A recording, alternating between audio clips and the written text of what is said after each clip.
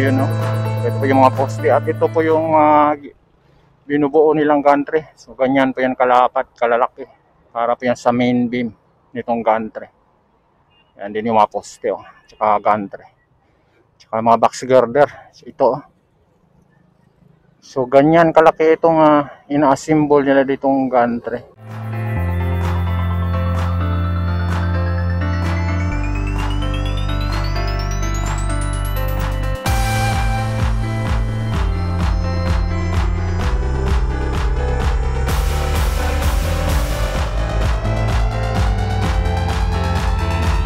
So yung kalsada na yan ay yan po yun sa may MacArthur Highway. At ngayon ay araw ng linggo. So tayo ay mag-Marites. At titignan natin yung ongoing construction na ginagawa na para sa NACR project. At yan sa may MacArthur Highway. At papasok yan dito, no? Yan. At yan sa unahan, dyan na po yung ginagawa nilang sa may casting yard ng CPN2. Dito sa may bahagi ng Sindalan.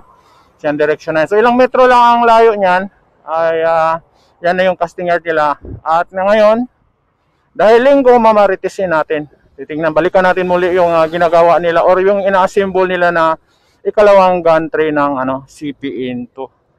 So titingnan natin kung ano ang development dito. So ilang metro lang dyan ang distansya natin, no? Pagdating na dyan sa unahan, nandyan na yung tulay nila at makikita na natin yung mga crane na nakalagay nila dyan. Dahil yung mga nakaraang nakuna natin ng video ito ay yun, no? Na binubuo na nila ikalawang gantry. Baga pinagtaklob-taklob na nila yung mga parts dahil sobrang laki nga ng gantry yung ginagawa nila, no? So yun, so ngayon susubukan nating maritisin uli. Tingnan natin kung ano na ang development doon sa ginagawa nilang gantry.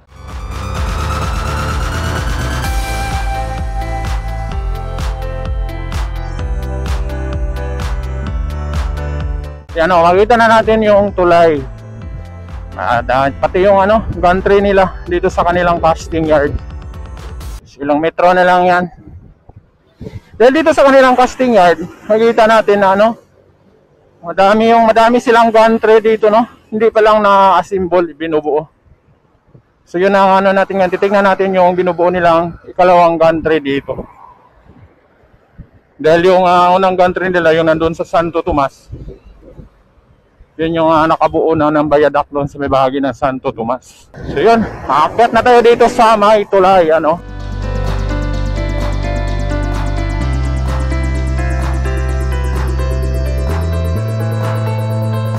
Kita na natin yung so yung kulay orange, yan po yung binubuo nila na gantry dito. Pinagdugtong-dugtong na nila yung yung para sa main beam. Pinagtagpi-tagpi na nila. Sobrang laki po nito pag nandito kayo sa malapit. Grabe. Yung mga butas-butas na yan parang pinto. Ang laki yan. At nakita na natin dito yung kanilang mga box girder at yung mga poste. Yan, parang dalawa ito, no? Kulay pula at kulay orange. Tapos yung doon ba naman kulay orange. At dito sa may kalsada ay kulay pula. Yan, may pagkapula ito. So mukhang dalawa yung binubuo nila dito na gantry. Kung kulay yung pagbabasihan natin. Yan, So yung mga poste na yan, matagal nang natapos nila yan. At tatagos yan dito. Ditong parte na to, yun, So yung unahan na yan, dyan na po yung pinakano nila, backwood. At papasok na yan doon sa papunta na natin sa direksyon ng ginagawang San Fernando Station. Yung nakita natin ng mga nakaraang video natin, yung dadaanan nila dyan sa may bahaging yan. Papunta ng San Fernando Station.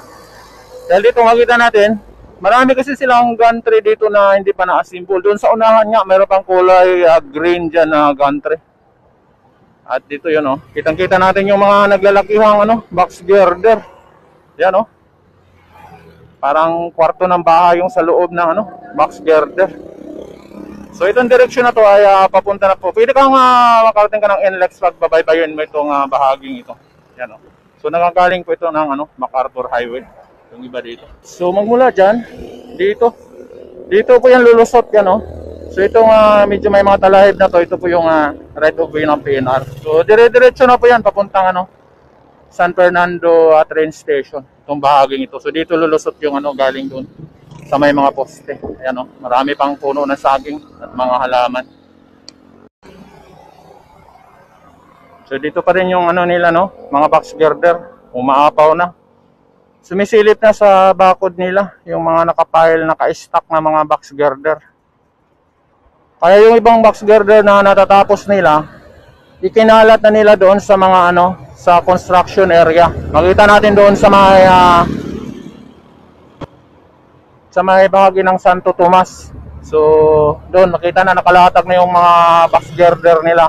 At pati yung sa may ano, doon sa kabilang side, doon sa may bahagi, makikita natin na nakalatag na yung mga box girder nila doon. Yan. So napakalatag nitong kanilang casting yard, pero puno na ng ano, ng mga natatapos nilang mga box girder.